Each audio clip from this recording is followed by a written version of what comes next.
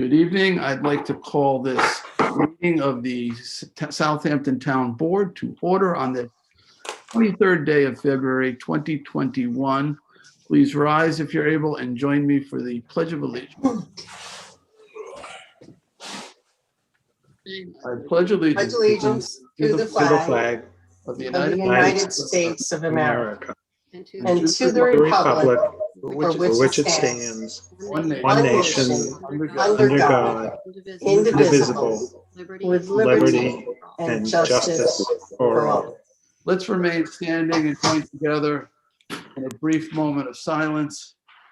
We've crossed this horrible threshold of 500,000 American deaths due to COVID-19. I don't think, anyone would have imagined this. A year ago, we had our very first case, just a year ago in the United States in February. So a year later, 500,000 people are gone. It's really it's a tragic milestone. And I think in the memory of the lives lost, more than, I guess, World War II and many other wars combined in terms of the national death toll, and of course around the world, just a tremendous death toll. So let's join together in the memory of all those lost.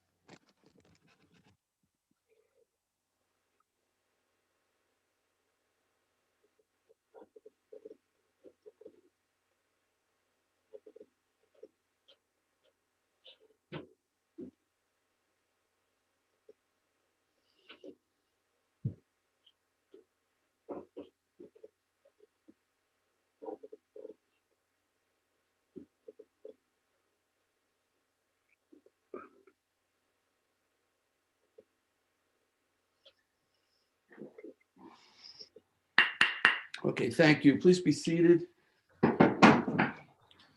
We will get an update in a moment on from our COVID coordinator, Ryan Murphy. But before Ryan briefs us, let's do a roll call. Sunday? Supervisor Schneiderman, Present. Councilwoman Lofstad, Here.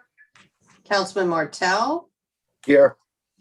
Councilman Bouvier, Here. Councilman Scavone. Present. All right. So yeah, Ryan, why don't we start with you of just a brief update? Anything's changed since the last time you approached the board? Sure. Thank you, Supervisor. Just a couple of quick changes. Happily, we can still continue to report that the numbers are trending down in terms of spread, both locally and throughout the county and even throughout the state. That's a very good thing to be able to report. And for a while there, we had continuous uptick in the numbers from about Halloween through until New Year's. And so we finally hit a point, within the last month or so that the numbers are continuing to trend down. Because of that, we're seeing some actions from the state in terms of some loosening of certain restrictions and some changes to some of the guidance, just for everyone's awareness. We're seeing movie theaters are allowed to open at a 25% capacity with not more than 50 people per screen at a time in New York City. And any of these changes that occur to one area are probably very likely on the horizon for other areas, shortly. So that's a good sign. Billiard and pool halls had some changes to about a 50% capacity that they're allowed to be open to outside of the city. They're at a decreased rate in the city. And probably the one that more specifically impacts a lot of people in our area as well as venues in our area is some of the new guidance that's out on weddings.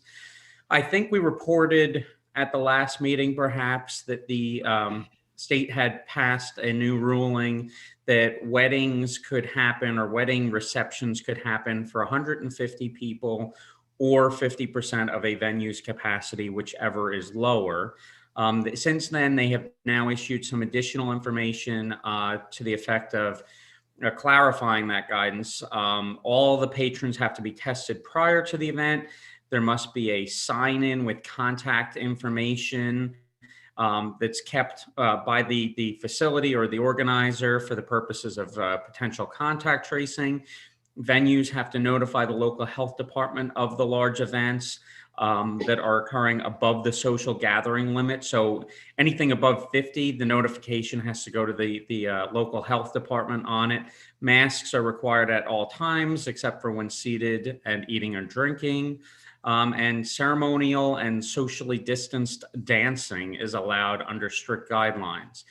There are a lot more questions that we had asked of the state regarding venue, weddings and responsibilities for venues and things like that. And this is just the beginning couple of additional pieces of information about it that have been pushed out. We're told that we should expect some additional, more detailed guidance any day now with regards to weddings and what venues can and can't do, and hopefully answers to the 20 or so different questions that we had asked in excess of what was just mentioned in that guidance that has come out from the state since then. Those are the big changes. In terms of the vaccine, continued vaccine rollout, continued supply and demand issues. We're told that there should be more supply coming to the state of New York, and of that supply, that more of it should be getting dedicated towards pharmacies. Pharmacies have been tasked with the primary responsibility of trying to vaccinate the 65 and over population. So hopefully we'll see that increased supply go to pharmacies and more availability out there for the 65 and over population. The push for vaccination of people that have what they're referring to as comorbidity conditions or pre-existing conditions, underlying health concerns, that has already started to happen. And we've, I know the rollout has also started to essential municipal employees that fall into that category in particular. And some folks have already been contacted to begin the process of starting to schedule an appointment. Remember, when it comes to the underlying conditions, it's a very broad group that it applies to. It's very, minor respiratory conditions. It's hypertension. It's obesity. It's developmental disabilities. It covers quite a broad spectrum, and the requirement right now doesn't necessarily indicate that you have to have the medical proof when you go to the site. If you have one of these conditions, you can fill out an attestation form to that effect when you get there. So to not put a huge burden on the physicians that would then have to write, letters for 10 million New Yorkers that now might qualify under those condition categories, you can fill out an attestation form when you go. We have a list of resources on our website for different sites to be able to look up and try and identify whether there's open appointments, as well as the pharmacies. And we're continuing to try and work with some of our local pharmacies to see if we can make arrangements for some partnerships, public-private partnerships for the rollout of vaccines to some of the people in our area, particularly our eligible 65 and over population right now. All right, thank you, Ryan. Any questions for Ryan? Yeah, I have a quick question. For the wedding information, does that include any other celebratory type festivities, birthdays, bat mitzvahs, confirmations? That's a question that we've asked. So far, no. I can say that. The guidance as released at this point, no, it does not. But that is a question that we asked if it applies to any other types of celebrations. And some of the ones you just mentioned are other religious celebrations as well. And that seemed to be the route that they were going with this kind of a thing. But we asked that question as to whether this applies to, fire department installation dinners, other types of affairs and parties, as long as it holds to 150 person or 50% capacity limit. The answer to that one is no right now, but we're waiting to see what the detailed guidance has in it. Thank you. Any other questions for Ryan? All right, thank you, Ryan. All right, I'd like to add 2 resolutions to our agenda this evening. They're found in a separate packet you should have received. The first one, 35,950, is the fourth warrant. And the second one, sponsored by Councilman Martell, 35,951, authorizes the supervisor to sign an agreement for the installation of a little food pantry at Good Ground Park. So I'll make a motion to add those two to our agenda this evening. Second. Second by Councilman Martell. This requires 4 out of 5. All in favor? Aye. Aye. All right, we have 5 out of 5. So Sunday, those will be added at the end. Aye. And we will continue with our agenda. So next up, I'd like to make a motion to approve the minutes of our Hampton Bays Water District Commissioners meeting on February 4th, 2021. Second. Second by Councilman Martell. All in favor? Aye. Aye. Aye. Approved. Second, I'd like to make a motion to approve the minutes from our regular town board meeting of February 9th, 2021. Second. Seconded by Councilman Scavone. All in favor? Aye. Approved. And lastly, I'd like to make a motion to approve the minutes of our special town board meeting on February 12th, 2021. Second. Seconded by Councilwoman Lofstad. All in favor? Aye. Aye. Approved. Okay. So next we'll move to communications. Sunday, Madam Clerk, would you read the communications? Certainly. The following communications have been received in the office of the town clerk. We have received public notices from the Suffolk County Department of Economic Development and Planning regarding shellfish aquaculture lease program, request for written comments. Village of Sag Harbor Board of Trustees, public hearing notices for zoning, chapter 300. Village of Southampton Architectural Review and Historic Preservation Board public hearing notice for a location on Gin Lane in Southampton Village, as well as a zoning board of appeals public hearing notice for a location on Down East Lane in the village as well. Village of West Hampton Beach, emergency order from the mayor's office was received dated February 12th, and a zoning board of appeals public hearing notice for a location on Dune Road in West Hampton Beach. Letters and emails have been received regarding the following: code enforcement matter of an abandoned deli in Flanders, improvements to Hampton West Field, West Hampton. And that concludes the communication, the communication section. We had bid openings that took place to modifications to existing leachate pump stations and RFP for town hall masonry repairs. And that concludes the communications for this meeting's agenda. All right, thank you, Sunday. All right, we have 8 public hearings. We'll do that before we do the public portion. So Sunday, would you read the first public hearing notice? Certainly. Public hearing number 1, to consider amending Chapter 140 Community Preservation Fund of the Southampton Town Code to update the Town of Southampton Community Preservation Project Plan. I wonder if we shouldn't read the first 3. Lisa, would that be better to open up the 3 together? Probably makes more sense, and then I can explain what each one is because they're separate components really of the same thing. Okay, so Sunday, would you read the second and third as well? Certainly. Public hearing number 2, to consider amending Chapter 140 Community Preservation Fund of the Southampton Town Code to update the Town of Southampton Management and Stewardship Plan. Public hearing number 3, as it relates to the Town of Southampton Community Preservation Project Plan 2021. All right, so they're all interrelated. So Lisa, do you want to introduce this and then we'll open it up for public comment? Sure. Thank you very much, Mr. Supervisor, members of the board, Madam Clerk. Good evening, Lisa Combrink, Community Preservation Fund Manager. So the 3 public hearings that are on for tonight concern the update to 2 documents. One is the Community Preservation Fund Project Plan, and the second is the Community Preservation Fund Stewardship and Management Plan. In order for CPF monies to be used to purchase properties, those properties must be included in what we call the project plan. And when we have public hearings, we always mention whether or not a property is included, or if it's not included for some reason, why it would be appropriate to add that property to the plan. The code requires that the plan be updated. So what you're considering this evening, first are two amendments to Chapter 140, which is our Community Preservation Fund program.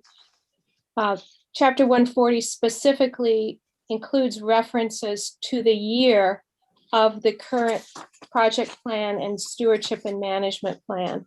So the first two public hearings, when they're adopted at a subsequent meeting, will just change the year of those two documents from 2015 to 2021. So that's the first two public hearings. Does anybody have any questions on that before I discuss the project plan amendment? Okay, I'll go next to the third public hearing, which is the actual amendment or update to our Community Preservation Fund project plan. The last plan was adopted in 2015. So this is simply an update to that document. The text has been modified slightly to reflect some just simple changes in the language. The maps have been updated. The lists of properties that are still available for preservation and on our wish list have also been updated. And there's some charts and tables that are updated. So it's a comprehensive document. It has been available on the town's website for at least the last 3 to 4 weeks, and it still will be available. There's a link to the document if anyone wants to review that. The cover's also been changed. We have a beautiful picture of a farm parcel for that. So that's public hearing number 3. And I'd like to especially thank Adlin Alfant from my office, also Ross Baldwin and his department at GIS, and Colleen Jones from CRC for helping put together the update to the project plan. All right. Lisa, a couple questions. One, properties that have now been developed, that are no longer open space, have we removed any properties from the list because they're now developed properties? Yes, those should have been removed from the list of available properties, yes. Okay, so there's a certain amount of housekeeping that went on in the update. That's correct.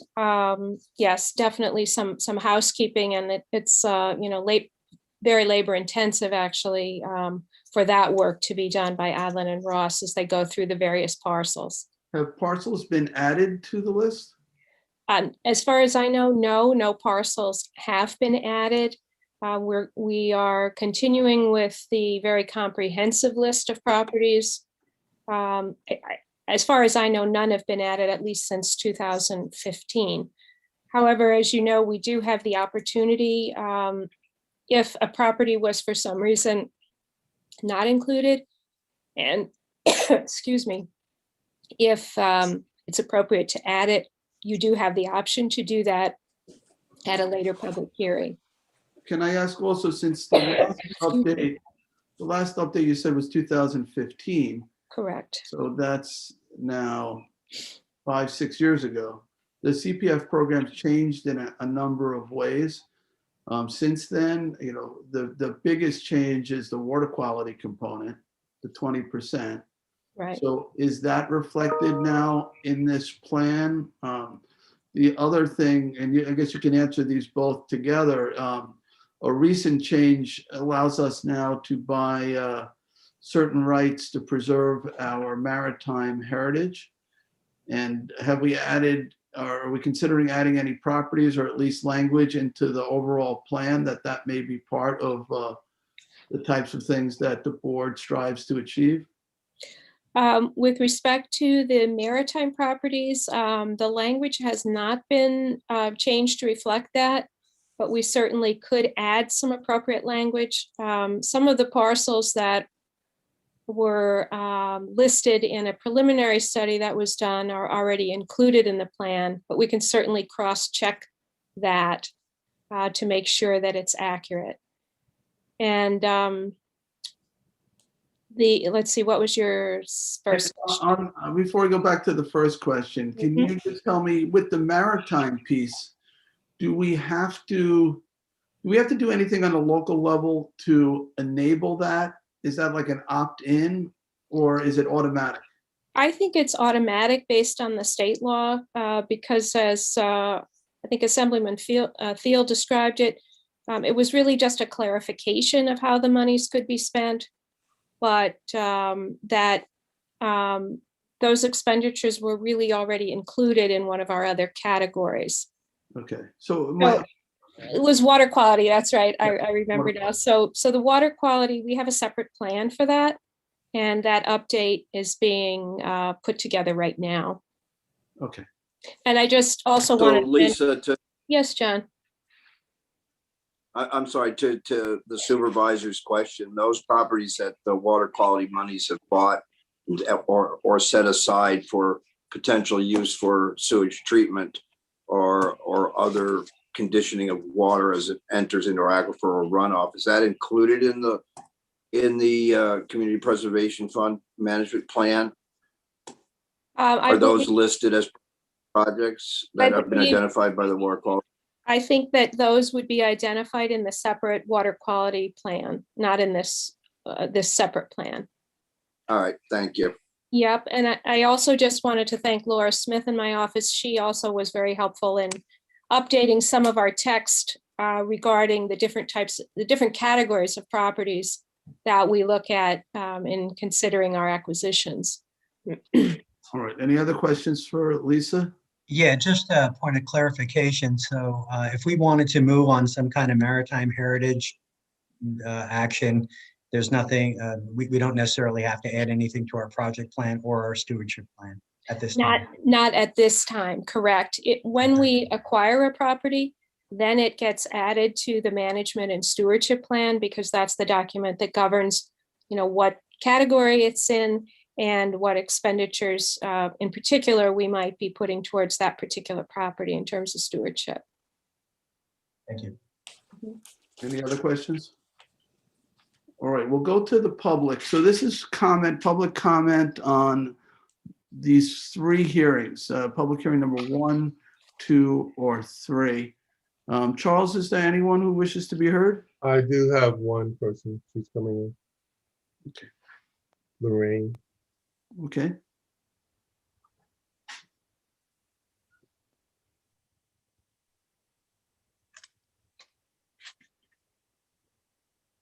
Okay, it's done. I don't know. I was doing something else. You can turn your video You hear on. me? Yeah, I can Bring hear the video you. on. I can see your face, but not your, not the video. It's whatever you'd like. Lorraine, this is a public hearing. It's actually 3 public hearings combined regarding our Community Preservation Fund program. So we're happy to hear what you think about it. You'll have 3 minutes to make your comments now.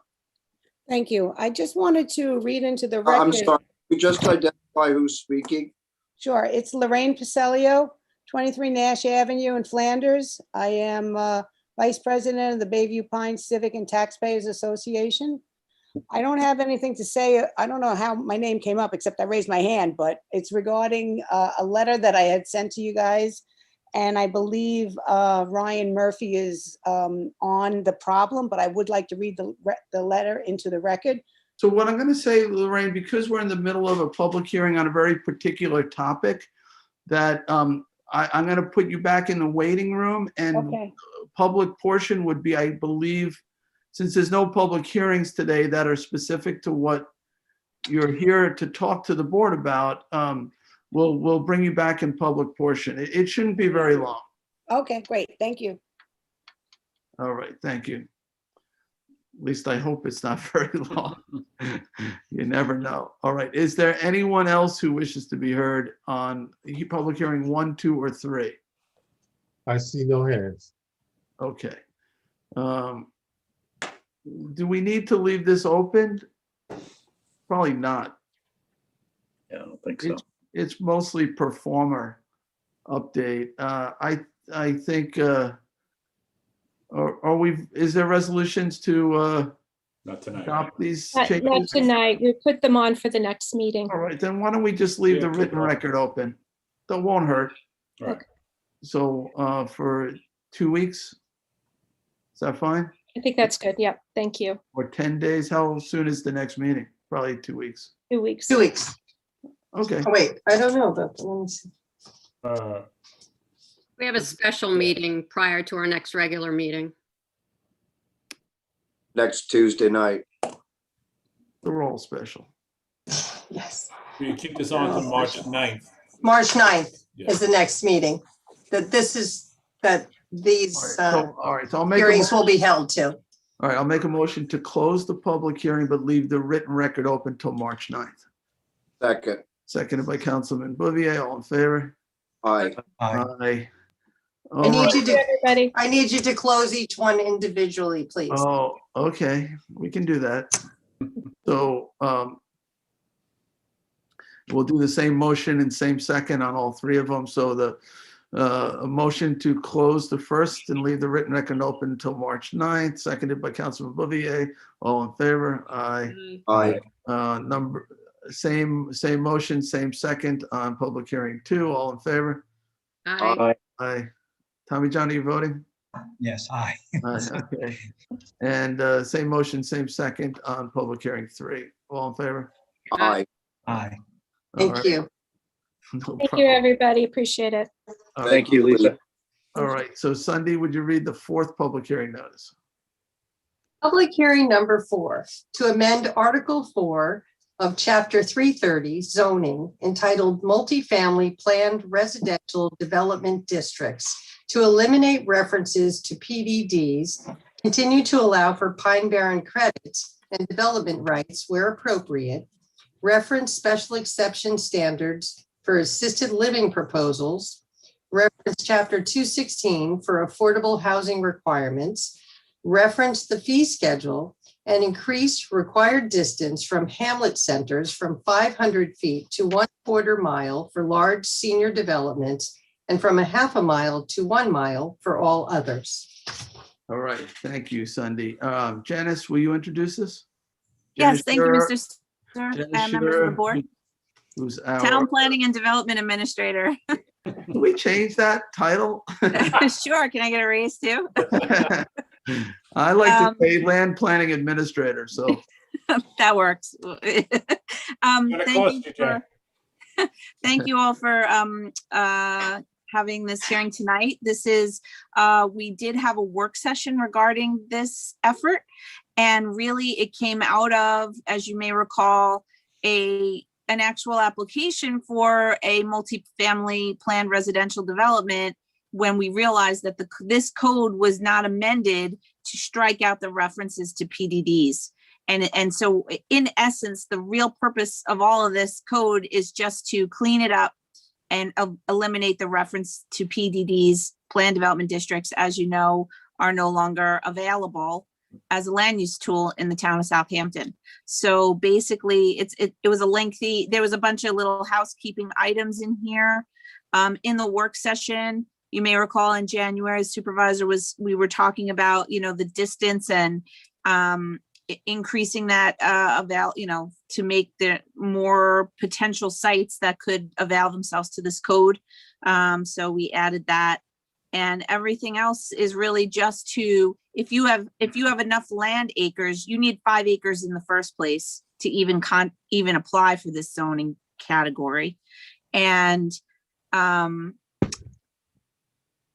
it basically, if you have the acreage, it allows you to have 6 units per acre, where before in the PD, if you went to 7, let's say you could get 75 units or more, say you could get 80 based on your land area, you actually couldn't apply for an MFPRD the way the law was written. It said you have to, anything over 75 units had to be handled as a PDD. So that's the basic essence of the code, and just some minor housekeeping when we went through it. So if there's any questions, I'd be happy to answer them. So now there's if you're over 75 units, you go to the MFPRD. Is there a cap anymore or no cap at all? No, there's still a cap. 6 units per acre is Okay. still the cap. It Okay. does allow you to request, to use Pine Barren credits in some instances, as PDDs were, so repositories for Pine Barren credits initially also. So we wanted to leave that open if someone wanted to use Pine Barren credits to get to the 6 units per acre density, they could. No, let's say somebody has a 10-acre property. They still can't automatically do this, right? They have to petition the board for. Oh, yeah, this is a floating zone. It's a zone change process. They have to come to you and they have to meet all the standards. So it goes to the town board. Town board. And we decide how many units are appropriate, if the location is appropriate, et cetera. Exactly. And the cap is 6 units per acre. And you may find that it doesn't actually say, you can't go above 6 units per acre with Pine Barren credits, but it also says it's at your sole discretion. So there's no, Right. if you said, 10 units per acre, everybody would apply for 10. So it still stays at that 6 and gives you the, ability to decide if you want to achieve any of that with Pine Barren credits. Now, are these types of developments exclusively affordable, or are they mixed use, or? They have a 20% affordable requirement. You may want to require more, but right now the minimum is 20%. And you can think of it like this: a multifamily PRD, planned residential development, is like a cluster plan for multifamily. So there's usually some kind of recreational component or land set aside or something along those lines to achieve 2 things, not just affordable housing, but some open space or recreational amenity on site or things along those lines. So they actually result in very nice developments. You could also apply for an MF 44, which doesn't have these kinds of requirements at all, but MFPRD is usually the way we steer people because there's more requirements in the code. And that still preserves the 2-to-1 receiving ratio, the Yes. 2-to-1 receiving areas. Okay.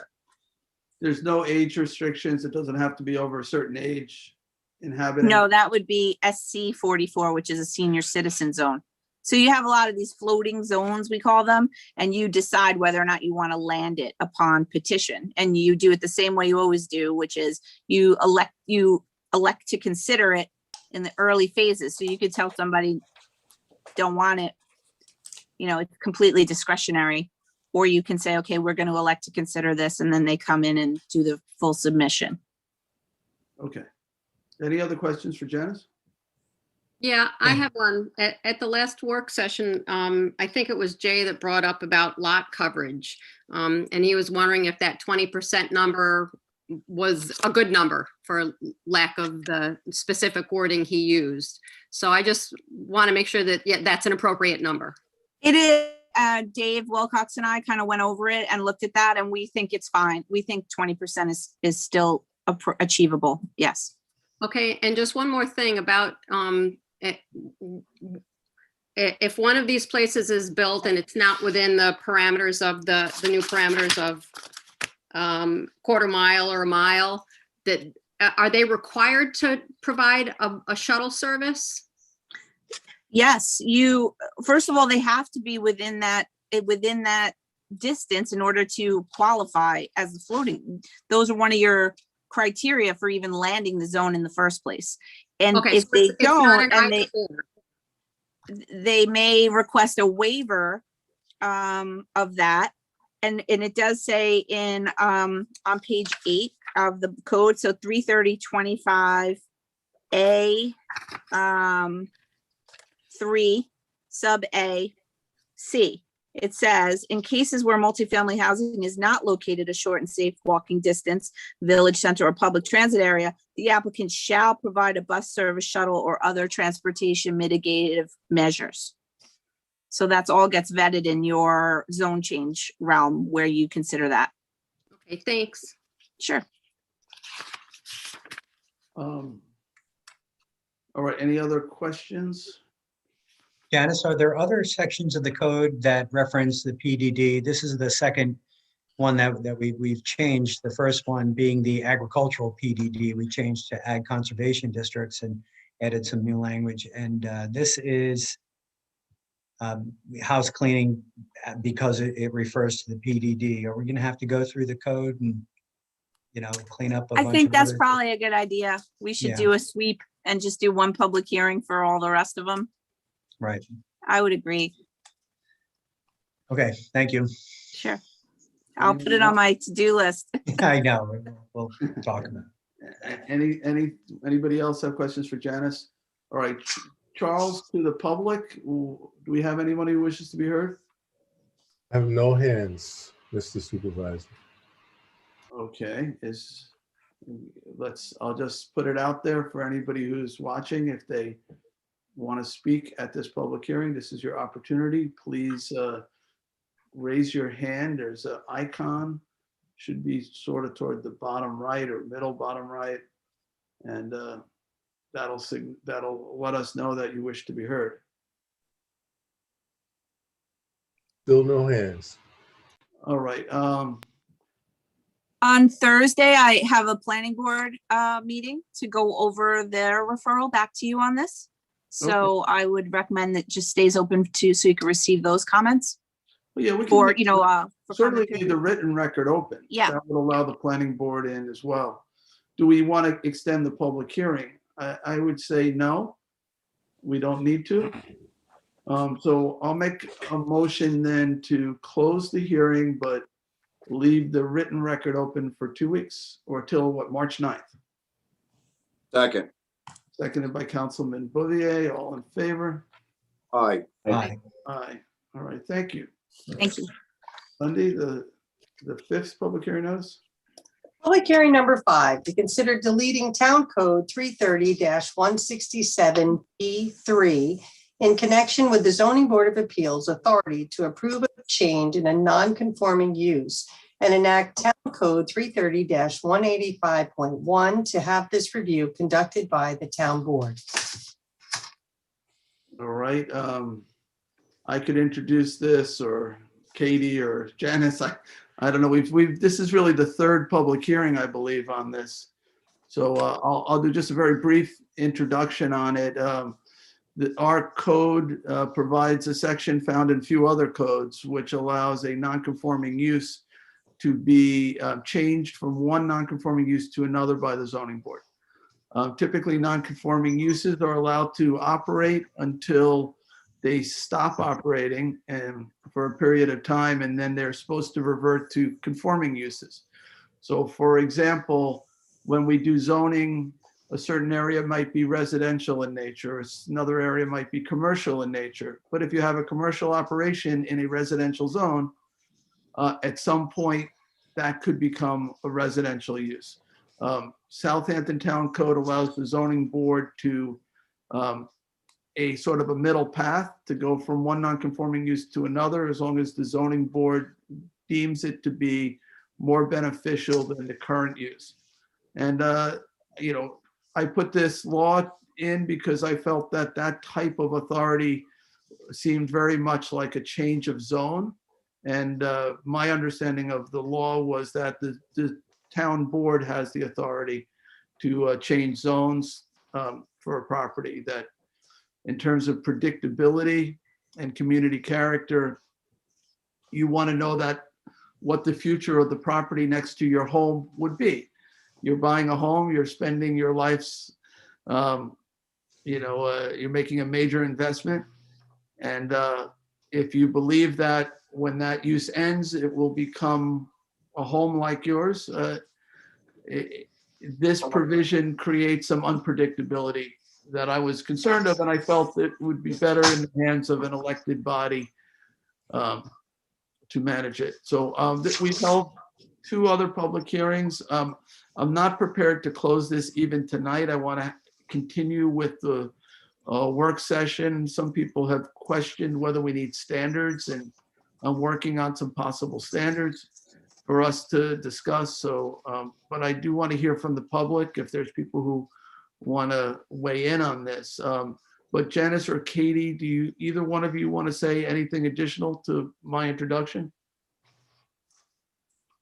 don't want to say anything additional to your introduction, but I do think, if we're going to talk about adding some standards, we should close this public hearing and start again with a fresh work session, because there's that it might be problematic.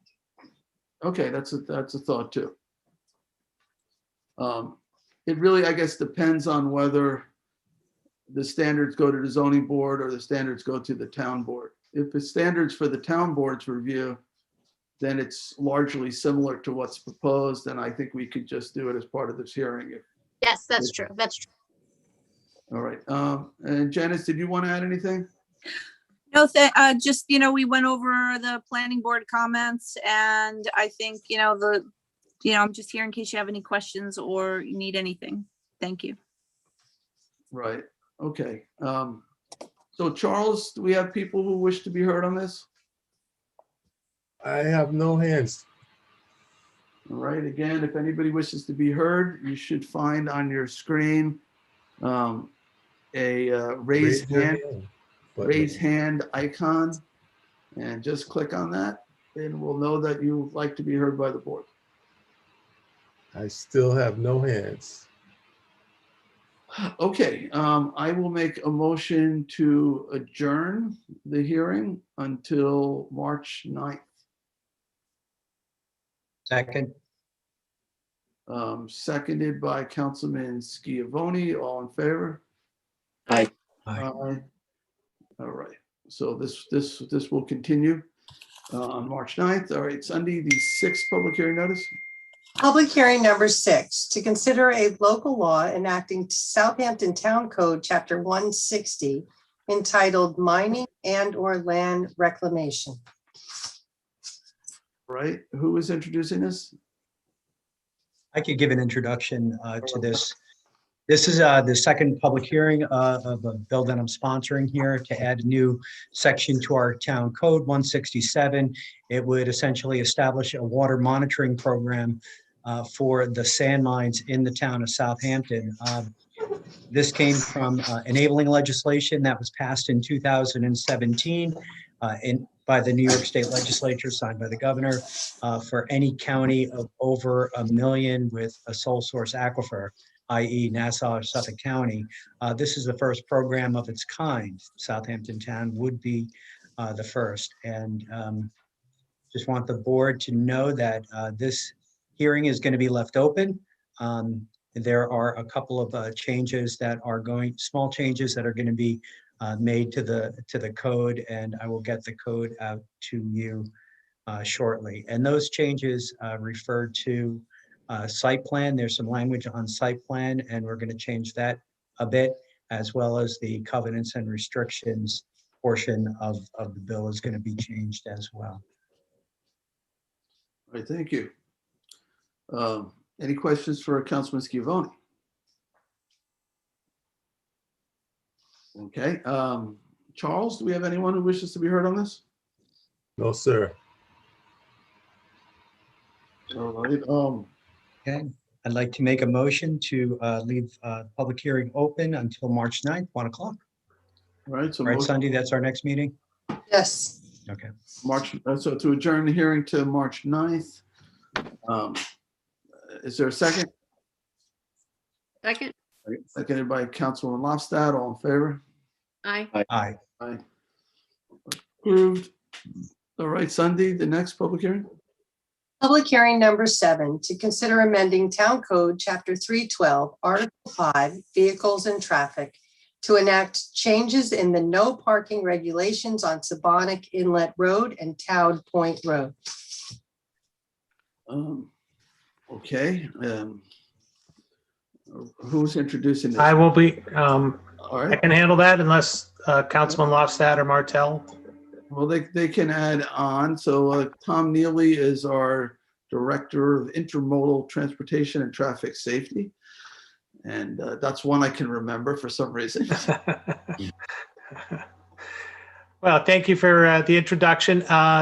This first of 2 hearings tonight is on establishing no parking regulations on a portion of Town Point Road and a portion of Sabonic Inlet Road. This is a follow-up to the many work sessions and public hearings that we've had with regard to changes on related to the beach access roadways. We've, as you know, the board has enacted legislation now for seasonal no parking and parking by permit changes on a number of roads. The last part of this, and we talked about this at the previous work sessions and at the public hearings, was the establishment of no parking regulations on a couple of roads. And that's what we're here to discuss tonight. And that is what the resolution, the public hearing is about. On Sabonic Inlet, the portion of the road that is being proposed for no parking is what you see in the black and yellow there on the right side, where it's exposed to the beach. This was originally, I had penciled in as seasonal no parking area, and reviewing it with Christine Fenton, our town engineer, she recommended that we make that year-round no parking. So as written in the code or proposed, we'd have parking by permit, then we would have seasonal no parking along this whole stretch on the east side. As I said, that's 375 feet in length. The other one that we are proposing no parking on as part of this public hearing is Town Point Road. Again, we went over the whole length of the road. The area right over the bridge here at the bottom is what we're talking about tonight. Again, in black and gold, it is no parking as drafted right now. It is no parking on both sides of the road for a distance of 315 feet on each side of the road. And those are the two recommendations as written right now. We had some discussion of reducing the no parking along this section of the road and increasing the parking by permit. You may remember we did end up increasing the parking by permit area. So we currently have enough room between the parking by permit and the unregulated area of 200 feet. We currently have enough room for about 45 cars to park there. So just again, there was concern way back during the process about making sure there was enough parking in this area.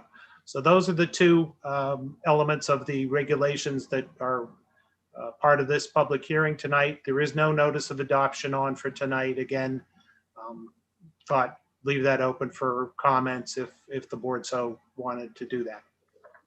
Tom, is there any designated handicap spaces? I mean, because those spots are pretty far away from the beach there. Are we leaving an area for somebody who's physically disabled to park? As part of the seasonal no parking regulation, we established on all of these roads up on the northern side, where it comes up to the beach mine. I'm not scrolling very well here, but up in this area, every one of these roads now has a default 50-foot seasonal no parking area. If it's not already specified in the code, it's a default seasonal no parking area. And we phrased it as such that within that seasonal no parking area, a handicap parking space could be established. So it can be put within that 50-foot, or in this case, it's 50-foot on one side. We already have a 75-foot no parking on the west side. So a seasonal no parking space could be, or spaces, if it was deemed necessary, could be designated within that seasonal no parking area. Okay. I mean, I think that we should automatically designate it, but we can discuss that. We certainly can work that out. We gave, we left the flexibility there to do it. So if we want to advise Parks and Recreation, or in this case, the seasonal no parking areas, the highway department, we can advise them that you would like a handicapped space within that 50-foot on one side or the other. Again, that flexibility is there. So you said 75 feet, no? On the left side, because this was pre-existing and we didn't want to change it, on the left side, it's 75 feet. Okay, and right is 50, okay. And right side is 50. And all of the roads now are 50 by default. Okay, well, we can discuss that once this is adopted. we don't need further authorizations, just the Parks Department can do it if we direct them to do it, so. Correct. There's no requirement, and I know this came up in our discussions. There's really no requirement on an open road such as this for a minimum or of handicap parking. So it really is up to the discretion of the board as to where we put it and how many spaces, we want to Okay. install. All right. Any other questions for Mr. Neely? Rick, did you want to add anything to this, or Julie? I just wanted to add that, we did take into account the environmentally sensitive areas, and that's why we had extended that no parking zone. And then the tight road on Town Point made it necessary to do that. I think both were obvious solutions to what we needed to do. And handicap parking has been discussed. We were looking for 1 or 2 spots, or whatever we can set up with Parks and Rec or Highway, we'll be glad to do. Okay. Yeah, and I think as to the handicap spots, that we need to look at each road separately as well, because as Tommy John has brought up, we want to make sure that if there's some emergency vehicles that need to get down there, that they still have room to do what they need to do as well. Okay. And just one other thing, Tom, on my sheet, I have a change, and I don't know, to this public hearing under 312-22 North C. B. We had discussed that, I'm sorry, yes, we had discussed that as the option. I mentioned that we had talked about reducing the parking, the no parking on the east side. I think this is what you're looking at, Councilwoman. Thank you. This would really be up to the discretion of the board. I spoke to Assistant Town Attorney Cambridge. I think you were in on those emails. If the board felt they wanted to put that 100 feet back in, he said that we could change it tonight. The board could change it tonight, and this is how it would be changed. So again, going back, instead of 315 feet on each side, you'd have 315 on the west side, and you'd have 215 on the east side. That's what it looks like. So it's really the board's option whether you wanted to go forward as it's written at 315 on both sides, or if the board would want to make this change. I think I'd be inclined to that change as long as the road's wide enough, just to give more people. That's a popular beach over there at Town Point. Just to allow a few more resident parking places, but. Yeah, I agree, Tom. I think we had discussed that, and I think the public comment kind of led us in that direction. So if we can make that change, and do it now, we should. Okay, so this, I will certainly go back. As I said, the Assistant Town Attorney said that we could do that tonight. I know as sponsors, you've received this already, and I will make sure that this is distributed to obviously the town clerk and everyone else, that this change would be made for going forward. Well, it would be part of the resolution adopting this. We could amend that resolution. Is that resolution in the packet? No, again, this is still open. We did not put the resolution for adoption in. All right, so that could be added then to the adoption resolution. Yeah. Right, correct. We're not taking any further action tonight. Apparently not. Okay, any other questions for Tom? All right, let's go to the public on this public hearing. Charles, do you have anybody who wishes to be heard? I see no hands. All right, we're gonna leave the record open. I would say, do you want to, I don't know, Rick, what do you want to do? Do you want to close the hearing and leave the written record open for 2 weeks? Yeah, I think we can do that. All right, and Julie, you want to second that? Yep, I'll second that. The March 9th, all right, all in favor? Aye. Aye. I think that was it. Did John, were you and I too? Yes. Okay. Yes, you or an I, or I, you or you or yes? Yes, I'm an aye. Aye, sir. Yes, you're an I, or I, you or a yes. So, okay. All right, so Sunday, you want to read the last? public hearing? Certainly. Public hearing number 8, to consider amending Town Code, Chapter 312, Article 10, Vehicles and Traffic, to enact changes in the parking by permit regulations on Sunset Avenue in Hampton Bays. All right, thank you. And I guess, Tom, you're introducing this as well, so Yes, I could speak to this. Thank you. take it away. The east side of Sunset Avenue, the side by the canal, currently has parking by permit. That's kind of that yellow and purplish dotted line you see there. There's existing parking by permit in that location. As you know, the parking by permit regulations go from 9 a.m. to 6 p.m. On that same side of the road, beginning at 11 p.m., there is no parking from 11 p.m. to 6 a.m. So there is a window between 6 p.m. and 11 p.m. when people can park there. When this was originally proposed, the members of the local civic group, the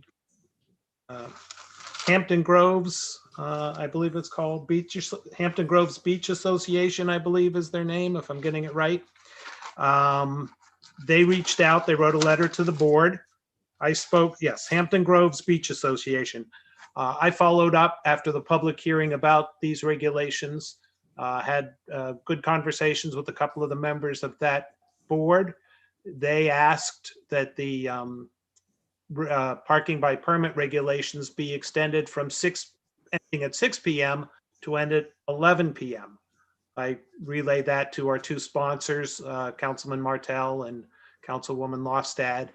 And so it's being brought forward for the board's consideration to increase those hours. So it would be in effect from 9 a.m. to 11 p.m. parking by permit. Is there any parking without a permit in this area? No, there is not. I believe, and Councilwoman Lostad, I believe you had talked about the parking across on the other side of the canal with relating to the county, Yeah, and it's the all ability county. for people to park there. Yeah, there's a lot of county parking over there. There's also a little bit south of this picture is the whole portion along the actual canal that people can go to. We had a real severe problem with a lot of overnight camping in this area, as well as overcrowding. So this is how we were trying to address it. And we also, the Bay Constables, concurred. It was a big problem. The PD was on it. They had to make a couple visits down there as well. Okay. So like if you're non-resident and you want to park there bad enough, you can buy a parking pass, right? Right. Buy a permit. Buy a permit. And okay. Again, there's no notice of adoption on for tonight. Is that I know you're just extending the hours a few hours to close that gap between the parking by permit and the no parking at all. Is that a seasonal no parking area? Like this time of year, can anybody park there? Yes, it's the seasonal parking by permit is the April 1st to September 30th. The board, that would be changed. The board changed that as part of changing all the parking by permit on these roads. Yes, so it's April 1st to September 30th. The no overnight parking is year round. Right. Okay. Any other questions for Tom?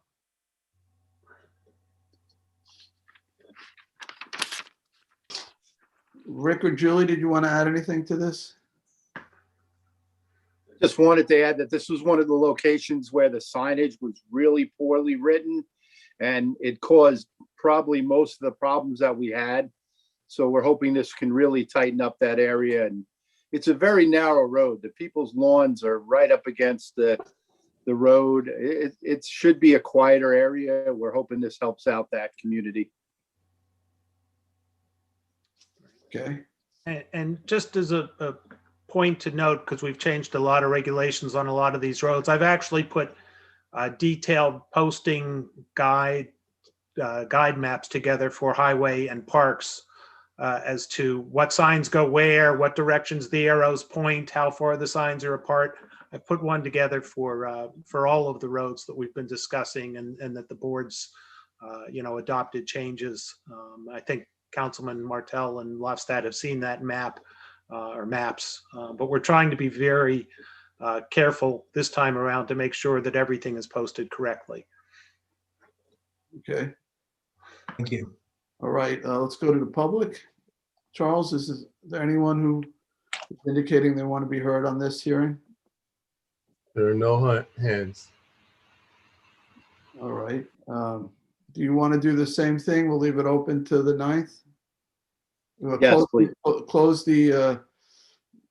Close the public hearing, but leave the written record open till the 9th. So that's a motion by Councilman Martell, seconded, Julie, by Councilman Lofstad. All in favor? Aye. Aye. Okay, so that's it for public hearing. So we're going to go to public portion, and Lorraine has been patiently waiting. So let's bring Lorraine back as our first and possibly only speaker in public portion. We'll find out. Lorraine, can you hear me? Yes, I can. Can you hear me? I can hear you. Thank you for waiting. So now now is your opportunity to have the stage here and let us know your thoughts. Okay, great. I know that I had sent this letter to each one of you, and it's an ongoing problem that we had since last summer. The deli on the corner of Long Neck Boulevard next to the USA gas station went on fire, and it's turning into quite a dumping ground. I texted or I emailed all the pictures to all of you. And I know that Ryan Murphy reached out to Joanne Merrill Long, who is the president of our association. And I think they're working on it. But in the meantime, I just would like to read this letter into the record. There is an abandoned deli at the entrance of the Bayview Pines community that suffered damage from a fire in July of 2020 and now represents a serious blight on our community as well as a danger and a public nuisance. Numerous complaints have been filed online, and representatives from our association have brought this matter to the attention of Mr. Murphy and other code enforcement officers on several occasions about the seriousness of the situation, particularly that there is debris thrown around the property and that has not been adequately secured. Some of the online complaints are case 5335, September 28th, 5497, October 29th, 5624, 12/4, and 5625 on 12/4. All of these complaints had the photos attached. Unfortunately, only one was responded to and led to removal of storm branch debris, which the rest were deemed unfounded. That's one of the problems with the online system. Nobody gets back to you and nobody sends an email, nobody responds. They just dismiss it from the system. And if the problem is ongoing, we just put in another complaint and then it gets dismissed and another complaint. So there should be a little bit more communication with the people that are placed in the online emails. There is also a lot of trash on the property, hanging wires, broken glass, and easy access to the interior of the building. They boarded it up, but there's openings still in the building. I opened up the back door and was able to walk into the building. Children can walk right up to this building and get in serious trouble. The situation has been compounded by the number of parked vehicles there, including a mobile home most recently. And there was complaints about that mobile home too. It still resides there. As stated in the Southampton Code Enforcement FAQ number 19, the owners of the property had 30 days to secure it after the fire in July of 2020. It also states that if the building remains in an unsafe condition, the town may proceed with removing it. It has been 6 months since the fire, and our community still has to contend with this public nuisance. We have called, texted, and emailed all town representatives requesting they attend our virtual meetings, but no one has. Ryan Murphy has to date agreed to come to our March 5th meeting to talk to the community members about it. The time has come for you to reach out to us and let us know what code enforcement and our other representatives intend to do with the building and in resolving the danger that it presents to the public. You surely understand our frustration that no action has been forthcoming. As a group that pays taxes to the town, we believe we are entitled to an explanation for the complaints being considered unfounded and for the inaction by code enforcement regarding this matter. We believe if this building were located in another area of Southampton rather than Flanders, more attention would have been paid attention to it, and measures would have been taken to address what is an obvious dangerous public nuisance and an eyesore to our community. So I just also would like to say, and in addition, this is not the only building in Flanders that we have a problem with. There are several abandoned buildings that have been vacant for several years, and the blight on our community is overwhelming. We have a beautiful area here in Flanders overlooking the bay. There's a lot of beautiful vistas that are available.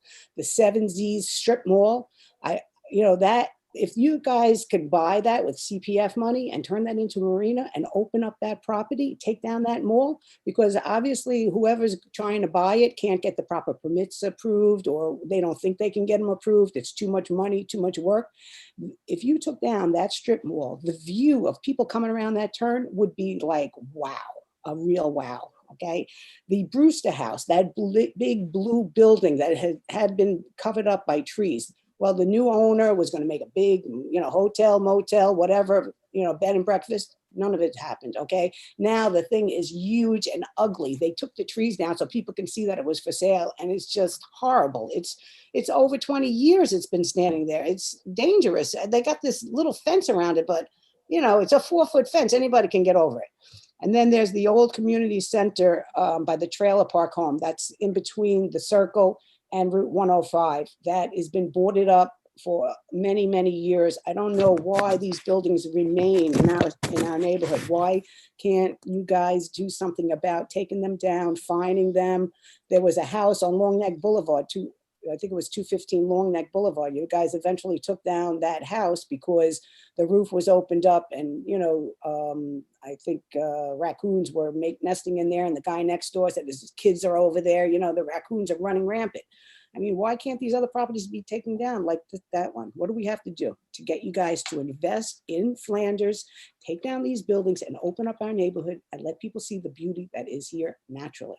That is my public statement. Thank you. All right, thank you, Lorraine.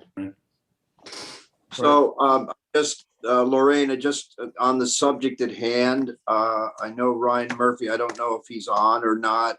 I think he had to go to a fire marshal meeting, but you're still, okay, great. I don't know, Ryan, if you want to respond to that, particularly relative to the property that Ms. Pacello had brought up originally. Yeah, I can just comment on the 6 Long Neck property real fast. And I think, Lorraine, you had already indicated that, I had spoken to Joanne, and I think she relayed some of the information back as to where we're at with it right now. We're definitely on that one. I know it's not something anybody wants to look at because it's vacant. It had the fire about 6 months ago or so. And even before that, my understanding is there were some issues there with, unsightliness of the property, even pre-fire. But just where we're currently at with it is we have issued additional notice of violation. We have issued additional summonses, and we're beginning the process of pursuing a forced cleanup on the property. Without going into, much more detail about any of the specifics of any of those proceedings, we are definitely, we have action in the pipeline on hopefully taking care of at least the exterior and the cleanup of it if the owners refuse to do so. So just a little update, and I think you probably heard the same thing from Joanne Longmerrill to that effect. I had spoken with her a couple of times. Ryan, you're going to be going on the 3rd to their association via Zoom? 5th, I believe it is. It's a Friday night. It's the 5th, I think, Okay. is your next meeting, right? Yes, I'll be there. All right, thank you. Is there any Lorraine, indication, Ryan? this fire, Go ahead. just a quick clarification, this fire was in July, I believe. It was pretty bad fire. And before that, this building had not been in operation for some time, Correct. probably about a decade. Correct. And the issue with the fire, though, Councilman, is my understanding from the reports from our fire marshal's office is that structurally, it didn't do tremendous damage to the actual structural integrity of that facility there. So it might not be as bad as as a situation where you could have a forced demolition on it based on the fact that it was unsalvageable or something like that. Okay, that's good. It was working though. They Yeah. made a good stop there. It's been a long time. All right, thank you, Lorraine. All right, what about the rest of our needy buildings that need to be taken down? What do we have to do to get you guys You're to? gonna do, I have a number of people waiting in public portion, Lorraine.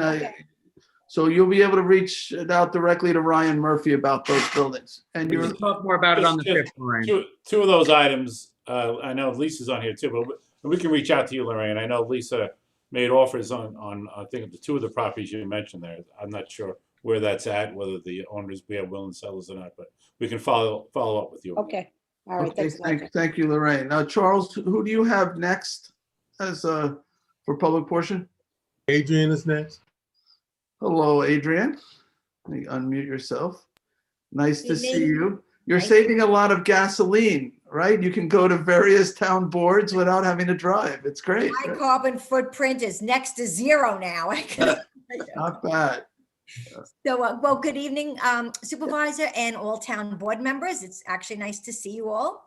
I am here to testify in support of the bill requiring groundwater monitoring for sand mines. I again want to say how important this bill is. I'm probably, I hope, preaching to the choir, but all of you know that there's only one special groundwater protection area for all of the South Fork, and it is located in your town, the town of Southampton. And there are sand mines, one in particular that's located right to the north of it and in the middle of it. So, you know, we actually, it's not a luxury item to monitor, it's a necessity. And the best way to protect our aquifer and this drinking water source is by preventing pollution. But if you can't prevent it, you have to monitor so you know about it.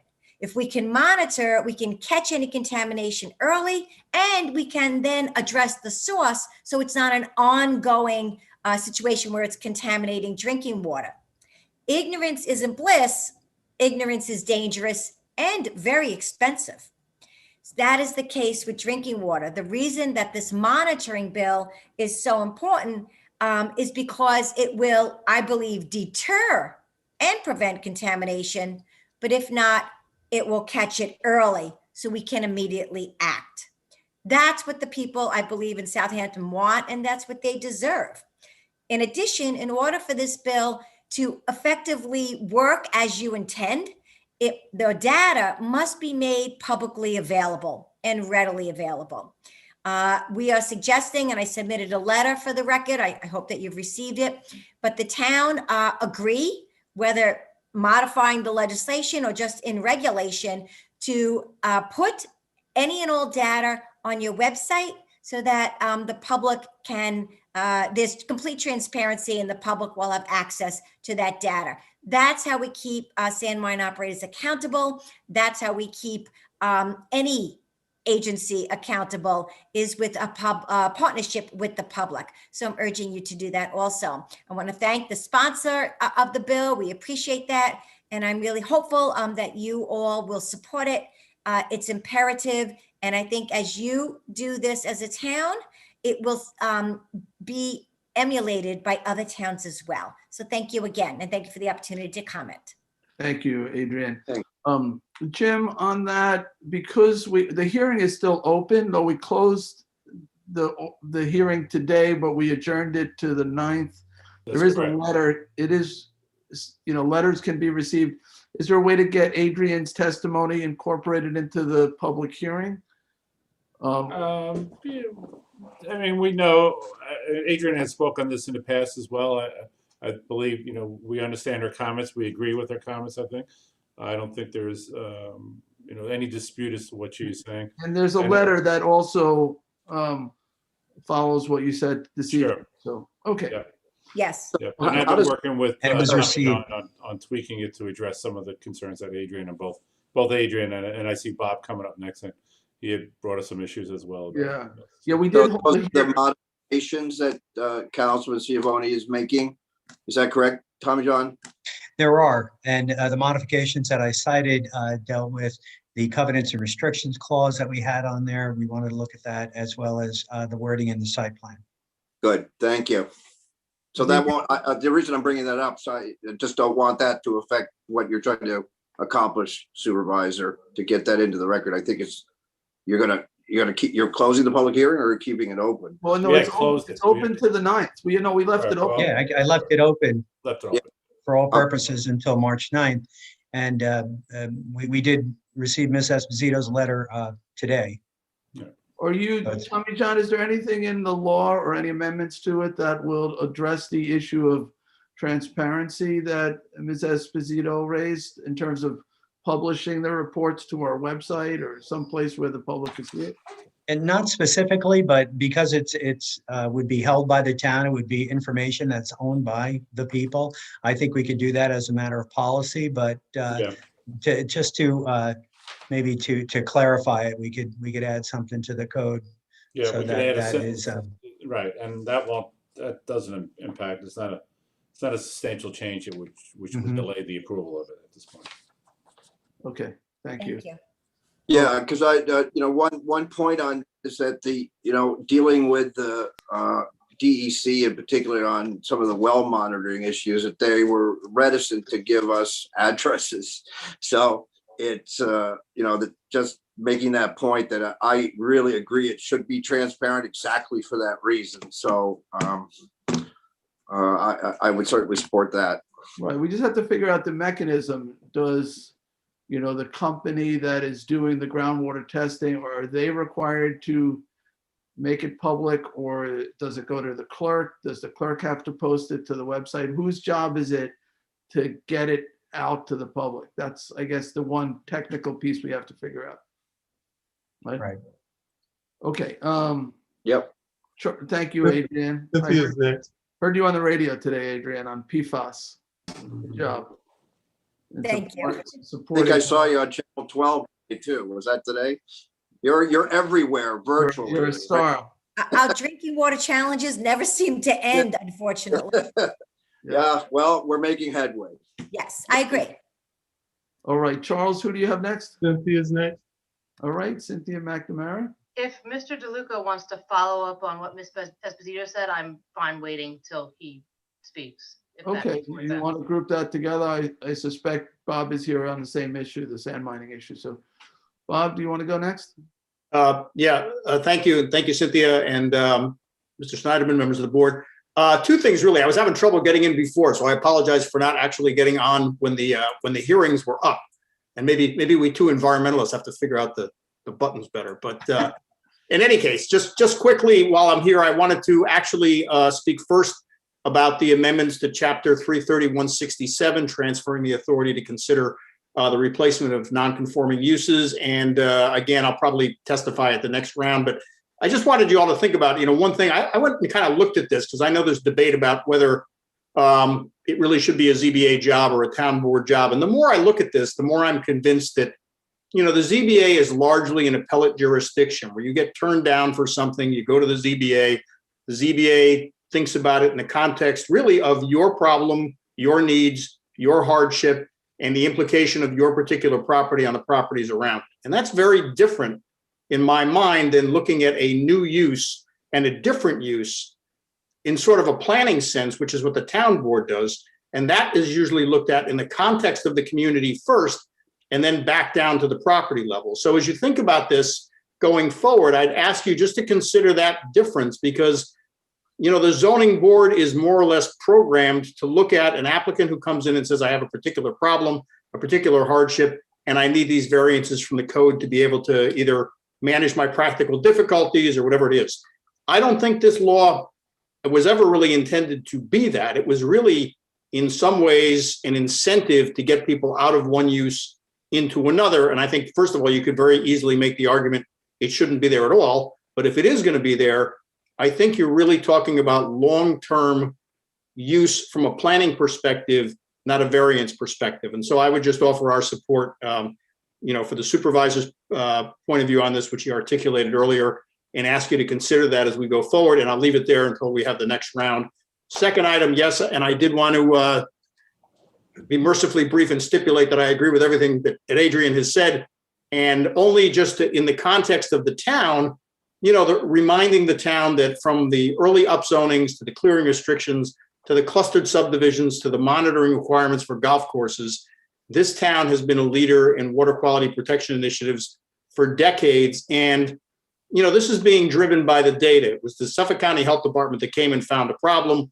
That problem landed in your lap. The state really has just kind of not taken this seriously, to be perfectly honest, and left you and your water supply that you spent more than 40 years trying to protect with the problem. So in my mind, it just makes sense. The town's demonstrated a history of looking after the types of projects that could be problems. An industrial operation over your town reservoir seems to be the kind of thing that you'd want to take a look at. And I hope that you'll proceed, and we're happy to take a look at the changes that Councilman Schiavone is proposing. And, we'll be back, I'm sure, to lend support one more time and hopefully get this moving while we still have a good opportunity to get those wells in the ground and see what's going on. And I'll leave it there. And again, thanks to Ms. McNamara for letting me go earlier. All right, thank you, Bob. All right, Cynthia, you're up next. Good evening. I am here to talk about the changes to Code 205. When you click on refuse carters on the town website, this is what you see. There is a picture of a sanitation truck on the permit sticker. In 2015, when the town decided to require a permit for refuse carters, there were 5 roundtable discussions with carting companies and 2 public hearings before it went into effect.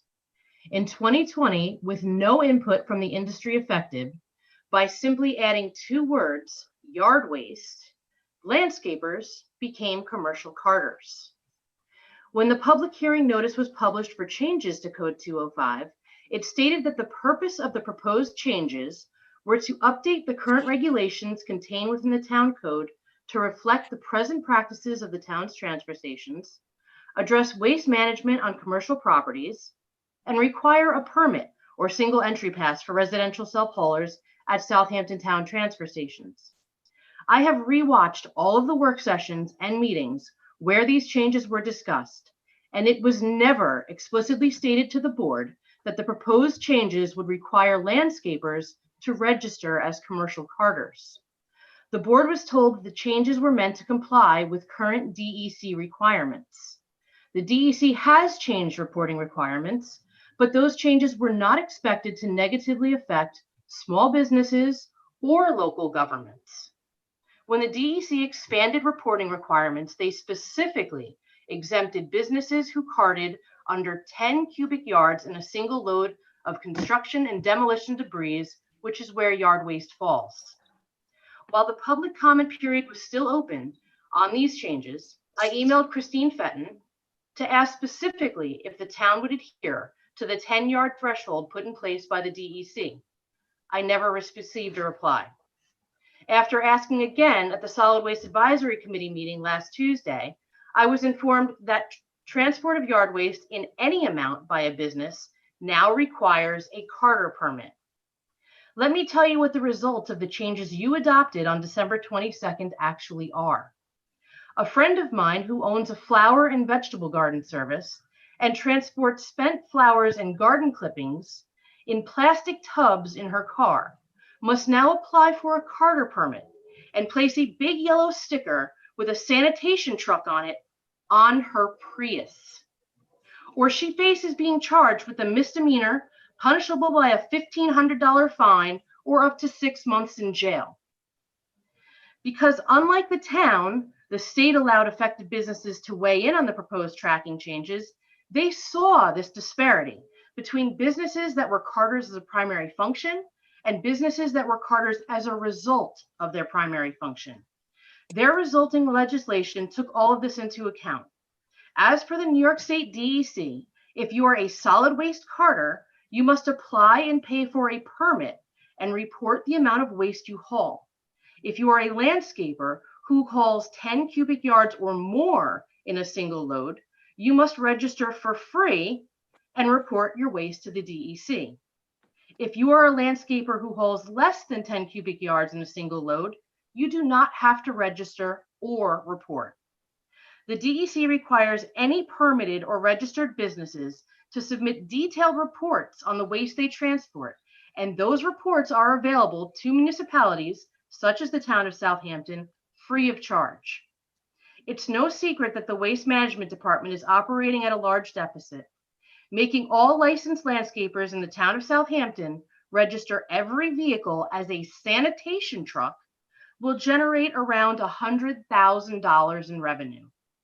I understand why they did it, but I find extreme fault with how they did it. There was no transparency with this board or the taxpayers financially affected by these changes. The town's solid waste management plan clearly states that any changes to Code 205 will follow a process of collaboration among divisions and communication with citizen action groups. Given the egregious way that this legislation was explained both to the town board and in the public hearing notice, I am respectfully requesting that permitting be placed on hold pending a review by this board. Thank you. Thank you. Thank you. I'll send that to the town clerk because I know there's a lot of info in there. I have correspondence from the DEC with all the information that I submitted. I have correspondence between me and Christine Fenton that I'll submit. I mean, you know me and you know that I have come before this board and you know that I'm on my P's and Q's and I pay attention, and I spoke at this public hearing. I spoke at this public hearing on the Carter permit process. I had no clue at that meeting that landscapers were going to become commercial carters. If I had, I absolutely would have spoken to that at the public hearing. But like I said, when I watched back those meetings, I don't see any way that anybody who read the regulations would come to this. I mean, the part of the page that I showed you for refuse carters hasn't changed. There's no additional information on that page that states that if you're a landscaper, you now have to apply. I asked Christine last week and I was told that 37 landscapers have applied because they have emailed them saying that they now have to comply. I went to a whole list that I have compiled of landscapers in the industry. About 80% of them have not heard about this at all. They had no clue. Nobody has had any clue. And like I said, I had no clue and I was at that public hearing. So for me to be at a public hearing to speak on something and having no knowledge of the fact that this was going to change regulations for an entire industry. And like I said, this is carloads of debris. This isn't even, truckloads. We're talking about my friend in a Prius has to put a sticker on her Prius. So, it just. I appreciate you bringing this to our attention. I do. And I will talk myself with Christine tomorrow to see if really it's logical. We certainly don't want to hurt the small businesses. And it doesn't sound like it makes sense if you're under a certain volume that you should have to register as a carter. So why don't, we'll take this up, we'll take a look at it. And I'd be happy to have a conversation with you, with her, with anyone. I mean, I think it was an oversight. And I think had the industry been we've had this conversation before this resolution was put in place and we knew it was coming and we were given the same, as the carters were, we wouldn't have been at this point. Right. It's a problem with not knowing. Cindy, we'll take your comments, obviously. And I have spoken with Christine. I know she's been in touch with the DEC. There isn't an answer yet, but let's talk to her again. I told you at the last meeting that there needed to be some research done, particularly on that issue, and it's being done. The public hearing is not a place for a debate, but I'm certainly happy to talk to you offline. Okay. I mean, I asked her, like I said, I asked for this information before the public hearing, before the comment period closed, and I didn't have the information at the time to weigh in on the public hearing, and then it was approved. So this is, my problem with this as a whole is the way it was done. Yeah. As I said, this isn't not really a place for debate, but your information, you attended the last meeting. Christine's aware of that. She's working on getting an answer on that particular issue. So, and I know Councilwoman Lofstad's been corresponding with her as well. Until the DEC gives her some kind of direction as to what we can legally do under New York state law, as well as our own code. There's really no answer, but certainly we can talk offline about, the progress that she's making. Right. I appreciate that. This was precipitated. This was based on a state requirement for us to track these things, which I didn't feel was a reasonable thing for the state to ask in the first place. It's not intended in any way as a money grab. This was something I prefer not to do, frankly. But if the state's going to make us report all these things, then we have to have a mechanism to do it. And if we don't have to do it for these smaller landscaping operations, I certainly would not want to impose it unless it's required for us to impose. So I'll take a look at it personally. Thank you very much. I appreciate that. All right. Thank you, Cindy. Thank you, John. All right. Okay, we have no other participants. Okay. All right, I'll make a motion to close public portion. Second. Seconded by Councilman Martell. All in favor? Aye. Aye. Okay, public portion is closed. We will go to resolutions next. And the first resolution, 2021-211, is being offered by Councilman Lofstad. Resolution 2021-211, co-sponsored with the whole town board, authorized purchases of office supplies and stationery supplies, furniture and equipment from WB Mason Company Incorporated. Second. Seconded by Councilman Martell. All in favor? Aye. Aye. Approved. Town Board Resolution 2021-212, authorize supervisor to sign 2021 contract with Suffolk County Office for the Aging to receive senior citizen nutrition program funding. Second. Seconded by Councilman Bouvier. All in favor? Aye. Aye. Aye. Approved. 2021-213 authorizes the purchase of office supply catalog solutions from the Sourcewell with Staples Contract and Commercial LLC. Second. Seconded by Councilman Scavone. All in favor? Aye. Aye. Approved. Aye. 214 of 21 authorize the purchase of security services from GSA Contract and Eastern Suffolk BOCES contract with Universal Protection Services doing business as Allied Universal Security Services for Southampton Town Hall. Second. Seconded by Councilwoman Lofstad. All in favor? Aye. Aye. Aye. Approved. 215 of 21 authorizes supervisor to sign a contract with Park Place Technologies, formerly known as Curvature Inc., for hardware maintenance for the town's police department. Second. Seconded by Councilman Scavone. All in favor? Aye. Aye. Approved. Town Board Resolution 216 of 2021, award and authorize the supervisor to sign a contract with Level G Associates for professional services related to the planning, procurement, and implementation of a parking management system. Second. Seconded by Councilwoman Lofstad. All in favor? Aye. Aye. Aye. Approved. 217 of 21, declare item surplus and authorize disposal of BMW motorcycles.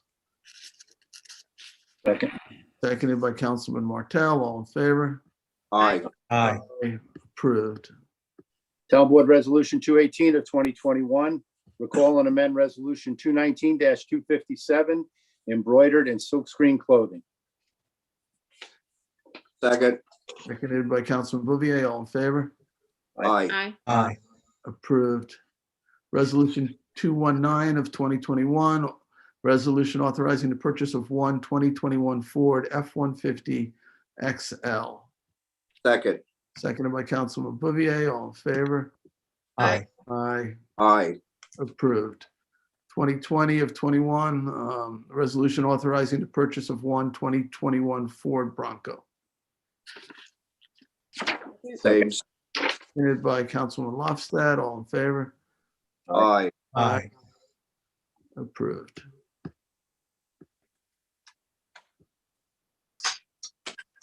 Uh, 2021 of, I'm sorry, 221 of 2021 is resolution rescinding Town Board Resolution 2021-78 for the purchase of a 2021 F-250 and authorizes the purchase of two 2022 Ford F-250 XLs. Second. Seconded by Councilman Martell. All in favor? Aye. Approved. 222 of 2021, resolution authorizing the purchase of four 2021 Ford Escape SE hybrids. Second. Seconded by Councilman Scavone. All in favor?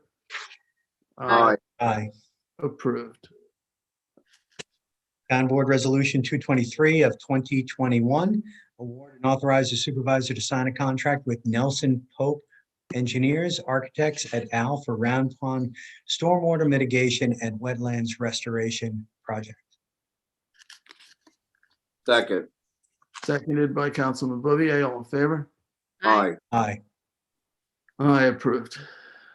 Town Board Resolution 224 of 2021. 2021 notice to bidders for Bulkhead Road H Commercial Docking Area, Hampton Bays, New York. Second. Seconded by Councilman Lofstad. All in favor? Aye. Aye. Aye. Approved. Aye.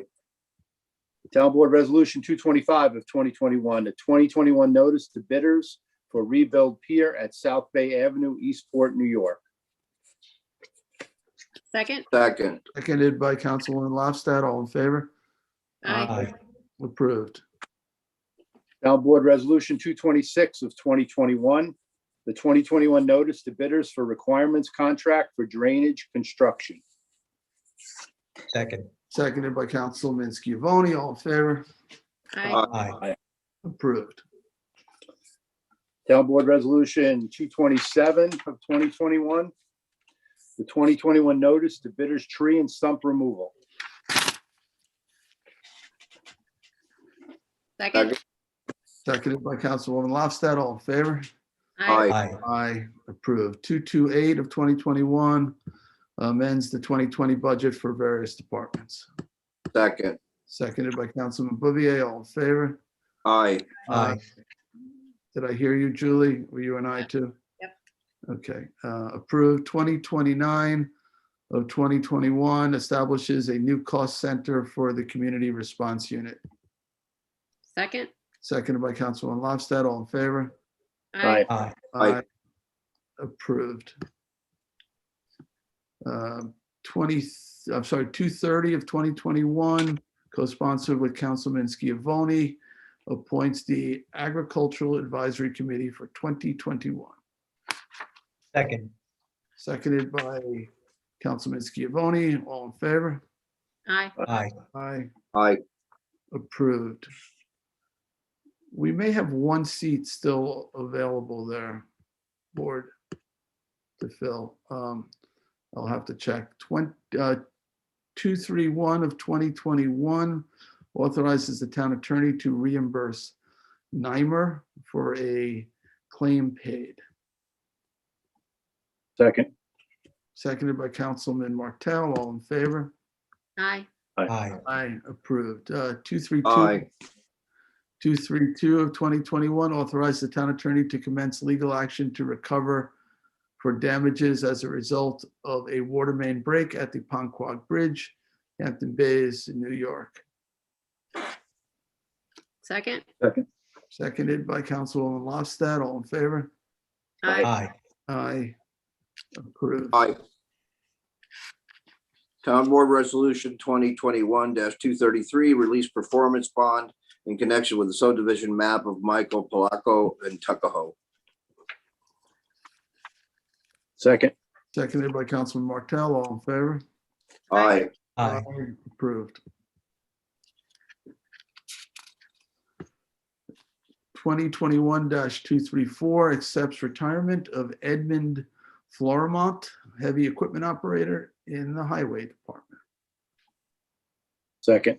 Seconded by Councilman Martell. All in favor? Aye. Aye, and of course, our congratulations and best wishes go to Mr. Florimont and his retirement, and a heartfelt thank you for his service to the town of Southampton. 235 of 2021 accepts the resignation of a building inspector in land management, Second. seconded by Councilwoman Lofstad. All in favor? Aye. Aye. Approved. 236 of 2021 accepts the resignation of an office application specialist in human resources, Second. seconded by Councilman Scavone. All in favor? Aye. Aye. Approved. 237 of 2021 retains Brian Lester Esquire as special counsel for 2021. This is for disciplinary hearing. Second. Seconded by Councilman Martell. All in favor? Aye. Aye. Aye. Approved. 238 of 2021 is a notice of public hearing to consider the acquisition of lands of Island Creek Properties LLC, Cowneck Holdings LLC, and Gerrymander Holdings LLC, North Sea, and amends the CPF management and stewardship plan to include those properties, approximately 36 acres worth. Was there a second? Second by But everybody. seconded by everybody, seconded by Councilman Scavone. All in favor? Aye. Aye. Approved. That hearing will be held March 9th, 1 p.m., not 1 a.m., 1 p.m. All right. Next is 239 of 2021, authorized acquisition of lands of Heatley, Shinnecock Hills, and amends the CPF management and stewardship plan to include the property. So we held a public hearing. This is 4.7 acres located on Bathhouse Road in Shinnecock Hills. The purchase price is $1,450,000. And this is important for lots of reasons besides its location in Shinnecock Hills, but the corridor has significance. Future trail linkages, rounded kettle hole depressions, striking topography, and lots of flora and fauna considerations. So I'm making a motion to acquire it. Is there a second? Second. Seconded by Councilman Scavone. All in favor? Aye. Aye. Aye. Aye. Town Board Resolution 2021-240 road review application for 12 Fortune LLC. Suffolk County tax map is on the resolution. Situate at Watermill is accepted. Thank you for not reading the tax map. Is there a second? I know you missed it. Seconded by Councilman Lofstad. All in favor? Aye. Aye. Approved. Town Board Resolution 2021-241 is a road review application for 1201 Noyak Road LLC, and the Suffolk County tax map is on resolution. At North Sea, the site is situated at North Sea is accepted. Okay. Seconded Second. by, Rick, did you second first? Yes, sir. Okay. Seconded first. You seconded second. All right. So the second goes The third time. a second earlier. So anyway, second goes to Councilman Martell. All in favor? Aye. Aye. Approved. Town Board Resolution 2021-242 is a road review application for Joseph Vella. Suffolk County tax map is indicated in the resolution at North Sea is accepted. Second. I'll second that. Second. Julie got there first. So all right. Councilwoman Lofstad is seconding. All in favor? Aye. Approved. I think that's it and we still have the walk-ons. Yes. Thank you, John. All right, so to the walk-ons. We'll start with 35950. It's the fourth warrant. It's also capital number 4, CPF number 4, and payroll liability. Is there a Second. Second by Councilman Bouvier. All in favor? Aye. Aye. Aye. Approved. Town Board Resolution 35951, authorize the supervisor to sign an agreement for an installation of a little food pantry at Good Ground Park. Second. Seconded by Councilman Lobstead. On the motion, what is this? So there is one in West Hampton Village, just much like the little book nooks we see where you borrow a book and take a book. This is a little pantry that anybody can walk by. If they're in need, they can grab a can of food or, a non-perishable item and go on their way. It's going to be restocked by Bonnie Doyle and the good graces of the Hampton Bays Rotary Club. And I think Julie's working on some for other locations in the town as well. Where is it going in Good Ground Park, and how big is it? Okay, it's smaller than the kiosks that we have at the beaches and the parks that tell you what's going on in the park. So it's probably 4 feet wide by 5 feet high. And it's going, if you go into Canucio Park, past the gazebo, past the brick wall, it's going to be on the right-hand side, kind of tucked in towards the CPF building. Pretty close to the CPF in that Right. corner. Okay, so it's not actually in Not Good in the Ground Park. not in the park itself, just the area leading up to the park. It's more downtown. Right. We thought that was more a reasonable place for it. And what does it look like? It's like a little cabinet, right? Yeah, it looks like a kitchen cabinet on a couple posts that you can walk up to and just open the door, grab something, shut it, and be on your way. The one in West Hampton is very decorated. They've painted some flowers and odd pictures and colors on it. Ours is going to be nicely done. It's all painted white with a little hangover roof on it. So it should present very well. Okay. And I have to say, we have 2 of them actually in the village of West Hampton Beach. And they're restocked on too by residents. We'll stop and fill them up with a trunk load of groceries that they've not, perishables, but and stock it up. And they're used in both ways. People give and they take. So it's really a great community spirit. Rick, I just have one last question. In terms of, so I'm just imagining this cabinet on a couple posts, and with some canned goods inside, might be quite a few items there. Mm-hmm. How is it secured? Like, is it going to be cemented into the ground, or? Yes, Brian Kennedy from Fix Hampton is doing all the work. He's donated the materials. It will be on 4x4 posts on both sides. Where the one in West Hampton is on 1 post, we're going to make sure it's on 2 posts. It's going to be as heavy as any fence.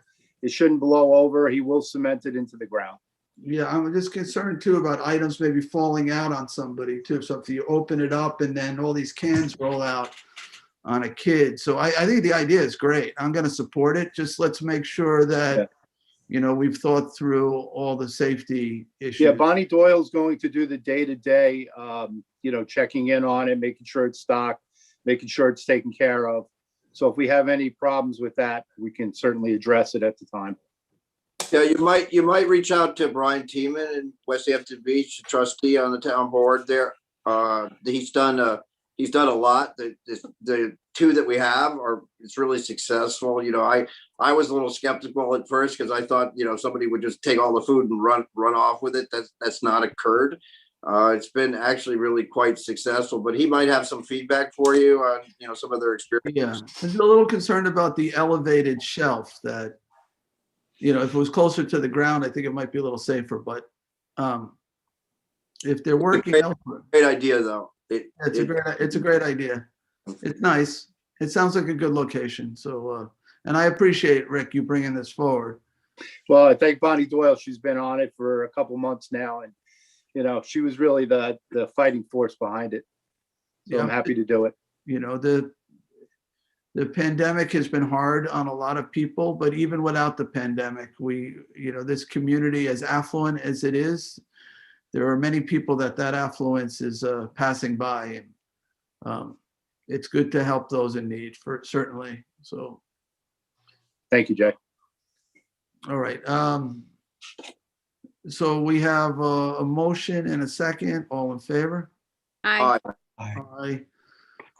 All right, that is the last resolution. I know we have a public hearing coming up on the clerk, the law enforcement. Second. Work, that's gonna be March It's on 2nd Tuesday at 6. at 6. At 6. So that's just a reminder. We have a work session before then, so I can get that reminder out there as well. Any other business? All right, seeing none, I will make a motion to close. Second.